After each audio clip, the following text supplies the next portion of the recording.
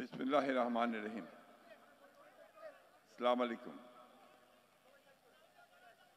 আন্তর্জাতিক গণতন্ত্র দিবস উপলক্ষে বিএনপি আয়োজিত আজকের এই শহীদদের স্মরণের যে স্মরণ সভা, তার সম্মানিত আয়োজকবৃন্দ, আহত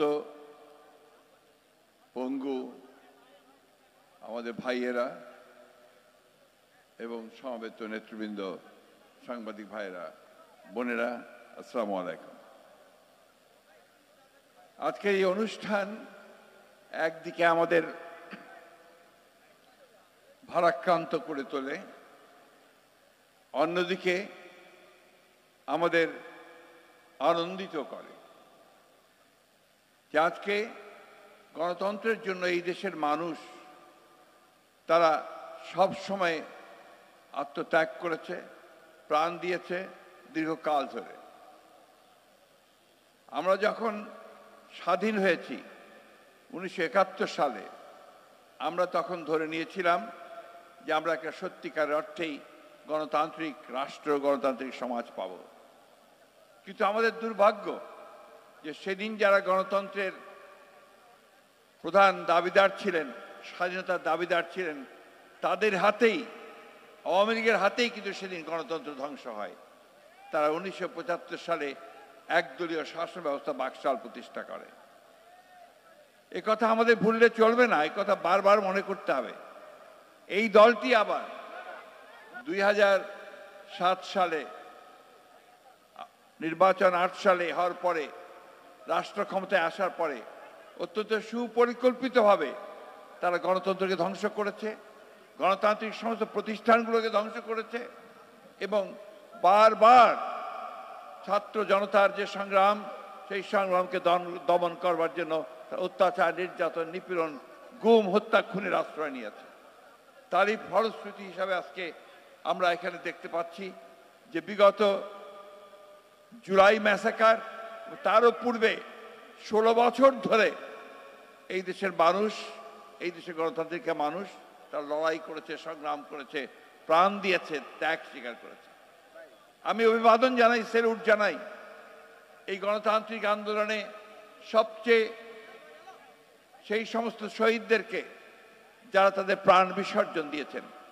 আমি অভিবাদন জানাই আমাদের সামনে যে সমস্ত ভাইয়ের আহত হয়েছেন, পঙ্গু হয়েছেন, তাদেরকে আমি অভিবাদন জানাই, সেলুট জানাই গণতন্ত্রের আপসহীন নেত্রী, দেশনেত্রী বেগম খালেদা জিয়াকে, যিনি কোনোদিন গণতন্ত্রের প্রশ্নে কোনো আপোষ করেননি, মাথা নোয়াননি। দীর্ঘ 6 বছর কারাভোগ করার পর ছাত্র জনতার আন্দোলনের মধ্য দিয়ে তিনি মুক্ত হয়েছেন। আজও তিনি অত্যন্ত অসুস্থ। আমি অভিবাদন জানাই আমাদের ভারপ্রাপ্ত চেয়ারম্যান জনাব তারেক রহমানকে, যিনি মিথ্যা মামলায় নির্বাসিত হয়ে বিদেশে থেকেও এই দীর্ঘ বছরগুলোতে এখানে গণতন্ত্রের সংগ্রাম করেছেন, সহযোগিতা করেছেন, নেতৃত্ব দিয়েছেন। প্রিয় বন্ধুগণ, আজকে আমরা সবাই বলছি যে আমরা স্বাধীন হয়েছি। হয়তো স্বাধীন হয়েছি, হয়তো হয়েছি, কিন্তু এখনো চতুর্দিকে নাগিনীরা ছড়াইছে নিঃশ্বাস। সেই তাদের চক্রান্ত তারা বিভিন্নভাবে ছড়াচ্ছে এবং আমাদেরকে বিভক্ত করবার চেষ্টা করছে।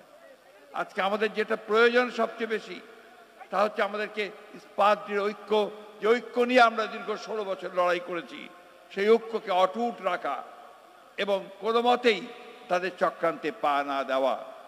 আমি বিএনপির নেতা কর্মী ভাইদেরকে আমার আন্তরিক ধন্যবাদ জানাই যে তারা শত প্রলোভনের মধ্য দিয়ে, উস্কানির মধ্য দিয়ে তারা শান্ত থেকেছেন এবং তারা এই দেশকে রক্ষা করবার জন্য তারা কাজ করে যাচ্ছেন। আমি ধন্যবাদ জানাই আমাদের সেই সমস্ত দলগুলোকে, রাজনৈতিক দলগুলোকে, সংগঠনগুলোকে, যারা দীর্ঘকাল ধরে এই সংগ্রাম লড়াইয়ে আমাদের সঙ্গে সংযুক্ত হয়েছেন ও কাজ করে চলেছেন। আজকে একটা সংগ্রামের মধ্যে দিয়ে, আত্মত্যাগের মধ্যে দিয়ে আমরা একটা অন্তর্বর্তীকালীন সরকার পেয়েছি। এই অন্তর্বর্তীকালীন সরকারের কাছে জনগণের প্রত্যাশা আকাশচুম্বী। জনগণ মনে করে যে এই প্রত্যাশা করে যে এই সরকার তাদের এমন একটা গণতান্ত্রিক ব্যবস্থা, একটা প্লেইং ফিল্ড তৈরি করে দেবে, গণতন্ত্রের প্রতিষ্ঠানগুলোকে আবার তারা সংস্কার করে এমন একটা জায়গায় আনবে যেখানে সত্যিকার অর্থেই একটা অর্থবহ নির্বাচনের মধ্য দিয়ে, নিরপেক্ষ নির্বাচনের মধ্য দিয়ে আমরা একটা গণতান্ত্রিক রাষ্ট্র, গণতান্ত্রিক সমাজ প্রতিষ্ঠা করতে পারি।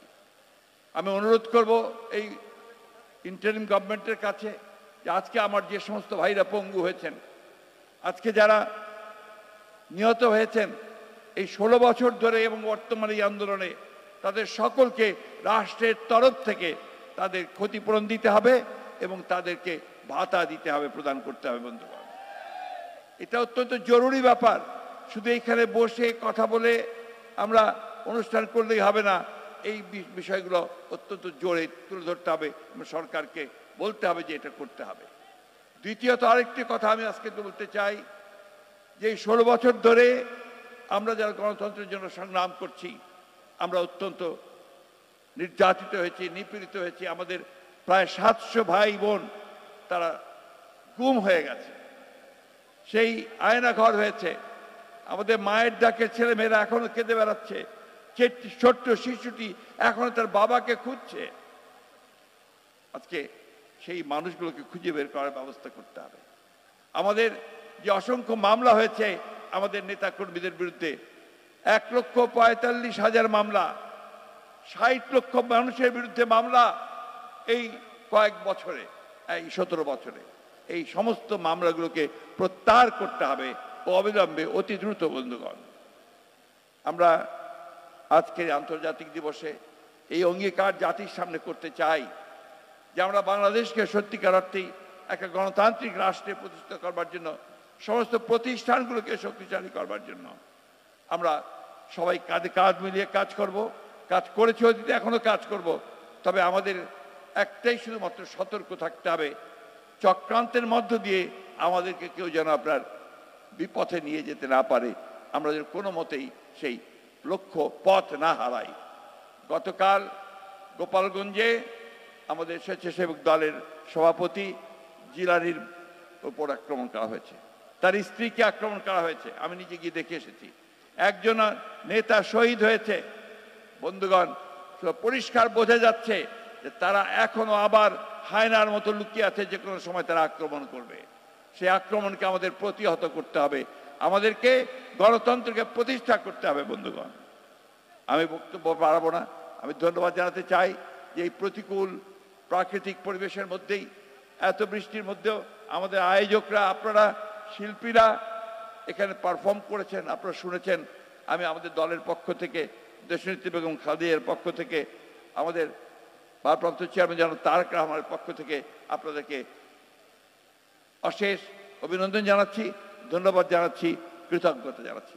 আসুন আমরা সামনের দিনগুলোতে পেছনে ফিরে না তাকাই, আমরা সামনের দিনগুলোতে গণতন্ত্রের পক্ষে, জনগণের পক্ষে, মানুষের পক্ষে এগিয়ে যাই। এটাই হোক আমাদের এখনকার শপথ। ধন্যবাদ সকলকে। আসসালামু আলাইকুম।